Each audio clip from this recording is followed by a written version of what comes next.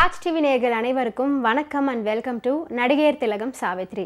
நம்ம நிகழ்ச்சியில் சாவித்ரி அவர்களுடைய திரை பயணத்தை பற்றின பல சுவாரஸ்யமான விஷயங்கள்லாம் பார்த்துட்ருக்கோம்.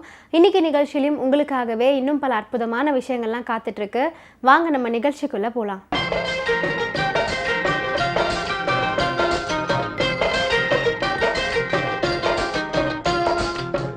சாவித்ரி அவர்களுடைய இறுதிக்கட்ட காலத்தில் அவங்க ஒரு சில திரைப்படத்தில் நடித்தாங்க. அதில் ஒரு திரைப்படம் தான் சுழி. இது ஒரு மலையாள திரைப்படம். சாவித்ரி அவர்களுடைய திரை பயணத்திலேயே அவங்க நடித்த ஒரே ஒரு மலையாள திரைப்படம்னா அது இது மட்டும்தான். ஏறக்குறைய சாவித்ரி அவர்களுடைய தனிமை வாழ்க்கையே பிரதி எடுத்தார் போல அமைஞ்ச திரைப்படம் தான் இது.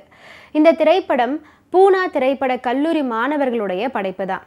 கணவரால் குடிக்கு அடிமையாகும் எஸ்டேட் அதிபர் எலிசபெத் வேடத்தில் சாவித்ரி நடிச்சிருப்பாங்க. அவரது ஒரே ஒரு பெண் ரோசி, சுஜாதா அந்த வேஷத்தில் நடிச்சிருப்பாங்க.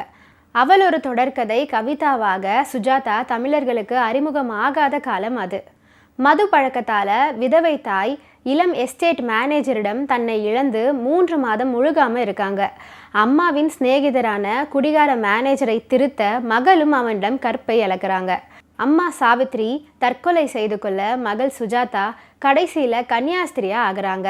சுழி திரைப்படத்தில் சாவித்ரி பங்கேற்ற ஆபாசமான படுக்கையறை மற்றும் நீச்சல் குள காட்சிகள் சென்சார் போர்டை நெளிய வச்சது. நடிகையர் திலகத்தின் முதல் சினிமா அதுதான். தடை செய்யப்பட்ட முதல் தென்னிந்திய திரைப்படம் அப்படிங்கிற புகழும் சுழிக்கு தான் கிடைச்சிது. சுழி திரைப்படத்தில் நடித்த அனுபவம் பற்றி சாவித்ரி அவர்கள் பகிர்ந்து கொள்ளும்போது, நான் நடித்த ஒரே ஒரு மலையாள திரைப்படம் சுழி தான். அந்த கேரக்டர் எனக்கு அவ்வளவா பிடிக்கல.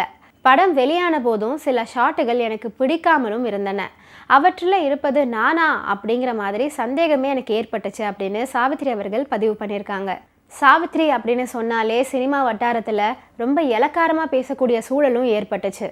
அவங்களுடைய இறுதிக்கட்ட காலத்தில் அவங்க என்ன பதிவு பண்ணியிருக்காங்கன்னா, முதல்ல மஞ்சள் காமால இழைச்சேன், அடுத்தது ஃப்ளூ ஜுரத்தால் முன்னை விட ரொம்ப துரும்பாக இழைச்சி போயிட்டேன். இப்படி இழைச்சி போனாலும் சாவித்ரிக்கு என்னவோ வியாதி அப்படின்னு வதந்திகளையும் பரப்ப ஆரம்பித்தாங்க. நான் குண்டா இருந்தாலும் குண்டா இருக்கேன்னு கேலி செஞ்சாங்க. இப்படி இழைச்சி போனதும் வதந்திகளை பரப்புகிறாங்க அப்படின்னு அவங்களுடைய கஷ்டங்களை பதிவு பண்ணியிருக்காங்க சாவித்ரி.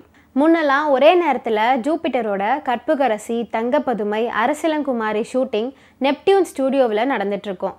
எங்கள் செட்டில் லைட்டிங் நடக்குது அப்படின்னு ஆர்டிஸ்ட் எல்லாம் பக்கத்து செட்டுக்கு போய் அங்கே நடக்கிற ஷூட்டிங்கை பார்ப்பாங்க. அங்கே போனால் பத்மினி, சிவாஜி அண்ணன் நடிச்சிட்டு இருப்பாங்க.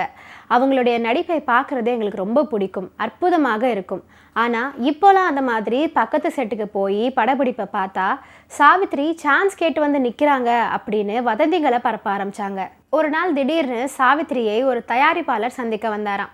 ஒரு ஸ்டண்ட் படம் இருக்குது, அதை எடுக்க போகிறேன், நீங்கள் நடிக்கிறீங்களா அப்படின்னு சாவித்ரி கிட்ட கேட்டிருக்காரு. இதை கேட்ட உடனே சாவித்ரிக்கு கோவம் வந்துருச்சு. என்னை பார்த்து உங்களுக்கு இந்த கேள்வி கேட்குறதுக்கு எவ்வளோ தைரியம் இருக்கணும்? இந்த மாதிரி ரோலுக்கெல்லாம் விஜயலலிதா, ஜோதிலட்சுமி இருக்காங்களே, அவங்கள போட்டு நடிக்க சொல்லுங்க அப்படின்னு கோபமாக சொல்லி ஒரு கப்பு காப்பியை கொடுத்துட்டு அனுப்பிட்டாங்களாம் சாவித்ரி. இது ஒரு இன்டர்வியூலையும் பதிவு பண்ணியிருக்காங்க.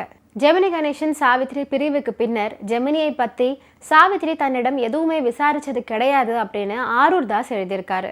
ஆனால் ஜெமினியால் வாழ்வு பெற்ற மேக்கப் மேன் சுந்தரமூர்த்தியின் கூற்று வேற மாதிரி இருக்கு. சாவித்ரி எப்போ என்னை பார்த்தாலுமே ஐயா எப்படி இருக்காரு அப்படின்னு விசாரிக்காமல் இருக்கவே மாட்டாங்க அப்படின்னு சொல்லியிருக்காரு சுந்தரமூர்த்தி. திருமாலின் பரிபூர்ண அருளாலேயே தனக்கு ஒரு ஆண் வாரிசு அமைஞ்சது அப்படிங்கிறது ஜெமினி சாவித்ரியின் திடமான முடிவு. மகன் சதீஷ் பிறந்த வைபோகத்தை கொண்டாடும் விதமாக திருப்பதி ஏழுமலையானுக்கு கல்யாணம் செய்து கண்குளிர கண்டார்கள் காதல் மன்னனும் நடிகையர் திலகமும். தனது நேர்த்தி கடனாக 30 பவுண்டில் பெருமாளுக்கு காசு மாலை செஞ்சாங்க. அது எப்போதுமே பாலாஜியின் தெய்வீக ஸ்பரிசத்தில் நிலைத்திருக்க வேண்டும் அப்படிங்கிறதுக்காக 3000 ரூபாயை கோவில் கட்டணமாக வழங்கினாங்க சாவித்ரி. நடிப்போடு ஆத்ம சுத்தத்துடனும் பகவத் சேவையில் ஈடுபட்ட சாவித்ரியை விடாமல் பிரச்சனைகள் துரத்திட்டதான் இருந்துச்சு. முக்தா ஃபிலிம்ஸ் அந்தரங்கம் வெற்றி பெற்றாலும் அடுத்த வாய்ப்பு வர்றதுக்கு வருட கணக்கு ஆயிடுச்சு.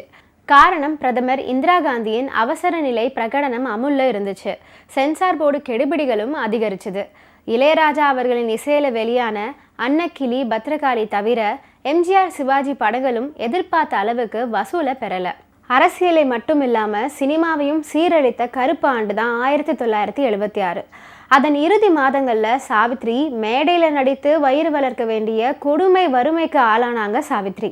மனைவி அமைவதெல்லாம் பிரபல கதாசிரியர் தேவர் ஃபிலிம்ஸ் மாறா எழுதிய நாடகம் அது.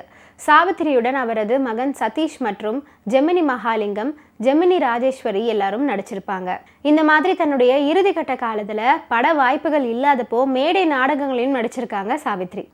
இன்றைக்கி நடிகர் திலகம் சாவித்ரி நிகழ்ச்சியில் நிறைய சுவாரஸ்யமான விஷயங்கள்லாம் நான் சொன்னேன். இதெல்லாம் கேட்டு ரசிச்சிருப்பீங்கன்னு நினைக்கிறேன். இந்த நிகழ்ச்சியை தொடர்ந்து பாருங்கள். நன்றி, வணக்கம்.